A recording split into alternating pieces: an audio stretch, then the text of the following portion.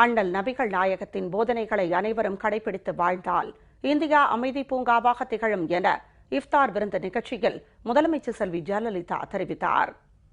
இஃப்தார் நோன்பு திறப்பு நிகழ்ச்சிக்கு வருகை தந்துள்ள சகோதர சகோதரிகள் அனைவருக்கும் என் சார்பிலும் அனைத்திந்திய அண்ணா திராவிட முன்னேற்ற கழகத்தின் சார்பிலும் எனது நன்றியினையும் அன்பு கலந்த வணக்கத்தினையும் தெரிவித்துக் கொள்கிறேன். ரமலான் என்று அழைக்கப்படும் நோன்பு காலம் இஸ்லாமியர்களின் வசந்த காலமாகும். நோன்பிருத்தல் என்பது இஸ்லாத்தின் ஐம்பெரும் கடமைகளில் ஒன்றாகும். நோன்பிருத்தல் இறைவனின் அளவற்ற அன்பையும் அருளையும் பெற்று தருகிறது. ரமலான் மாதத்தில் கண்ணியமாக நோன்பு நோற்றவர்கள் மட்டுமே சொர்க்கத்தில் உள்ள ரையான் என்ற வாசல் வழியாக அனுமதிக்கப்படுவார்கள் என்பது இஸ்லாமியர்களின் நம்பிக்கை. இப்படிப்பட்ட சிறப்பு வாய்ந்த ரமலான் மாதத்தில் உங்களிடையே உரையாற்றுவதிலும் அனைத்திந்திய அண்ணா திராவிட முன்னேற்ற கழகத்தின் சார்பில் இஃப்தார் விருந்து அளிப்பதிலும் எனக்கு எல்லையில்லா மகிழ்ச்சி. இஸ்லாம் மார்க்கம் என்பது நல்வழி மார்க்கம் ஆகும். ஒற்றுமையுடன் இருப்பது, நல்ல காரியங்கள் செய்வது, தர்மம் செய்வது, சலாம் சொல்ல முந்திக் கொள்வது, இஸ்லாமியர் அல்லாதவர் என்று பாராமல் அனைவரிடத்திலும் அன்புடன் நடந்து கொள்வது, கோபத்தை அடக்குவது, மன்னிப்பது, சண்டை சச்சரவுகளை தீர்த்து வைப்பது போன்ற நற்பண்புகளை போதித்தவர் நபிகள் நாயகம் அவர்கள். நபிகள் நாயகம் அவர்கள் நற்பண்புகளை மட்டும் நமக்கு போதிக்காமல் தீயவர்களையும் நல்வழிப்படுத்தியவர். ஒரு சமயம் ஒரு கூட்டத்தில் நபிகள் நாயகம் அவர்கள் பேசிக்கொண்டிருந்தார்கள். அந்த கூட்டத்தில் ஒரு குடிகாரர் எழுந்திருந்து நபிகள் நாயகத்தை பார்த்து, எனக்கு இஸ்லாத்தில் இடம் உண்டா என்று வினவினான். உடனே பக்கத்தில் இருந்த ஒருவர், இஸ்லாத்தில் குடிகாரருக்கு இடம் கிடையாது என்று சொன்னார்.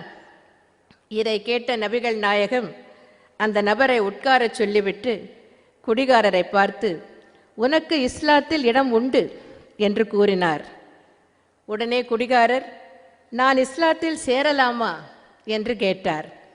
இதற்கு பதிலளித்த நபிகள் நாயகம் அவர்கள், கட்டாயம் சேரலாம், ஆனால் ஒரே ஒரு நிபந்தனை, இறைவனை தொழுகிற போது மட்டும் குடிக்கக்கூடாது என்று கூறினார். அந்த குடிகாரரும் அதற்கு சம்மதம் தெரிவித்தார். இஸ்லாத்தில் சேர்ந்தார். தொழுகைக்கு போகிற போது மட்டும் குடிக்க முடியாத நிலைமை அவருக்கு ஏற்பட்டது. சிறிது நாட்கள் கழித்து அந்த நபரை பார்த்த நபிகள் நாயகம் அவர்கள், காலையில் மட்டும் தொழுதால் போதாது, மாலையிலும் தொழ வேண்டும் என்று கூறினார். 2 வேளையும் தொழுகைக்கு போக ஆரம்பித்த அந்த நபர் 2 நேரமும் குடிக்காமல் இருந்தார். பின்னர் சிறிது நாட்கள் கழித்து மேலும் பகலிலும் ஒரு முறை தொழ வேண்டும், அந்தியிலும் ஒரு முறை தொழ வேண்டும் என்று அந்த நபரிடம் கூறினார் நபிகள் நாயகம். பின்னர் அந்த நபர் 5 வேளையும் தொழ ஆரம்பித்து விட்டார். அதனால் அவரால் நாள் முழுவதும் காலை முதல் மாலை வரை குடிக்க முடியாமல் போய்விட்டது. ஒரு நாள் தொழுகைக்கு போய்கொண்டிருந்த அந்த நபரை பார்த்து, இறைவனை தொழப்போகிற போது மட்டும் குடிக்காமல் இருந்தால் பயனில்லை, இறைவனை தொழுதுவிட்டு வந்த பிறகும் குடிக்காமல் இருக்க வேண்டும் என்று கூறினார் நபிகள் நாயகம்.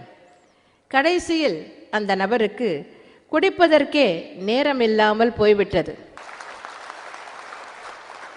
இறைவனிடம் தொடர்பு வைத்துக் கொள்ள வேண்டும் என்பதே நல்ல பழக்க வழக்கங்கள் வரவேண்டும் என்பதற்காகத்தான்.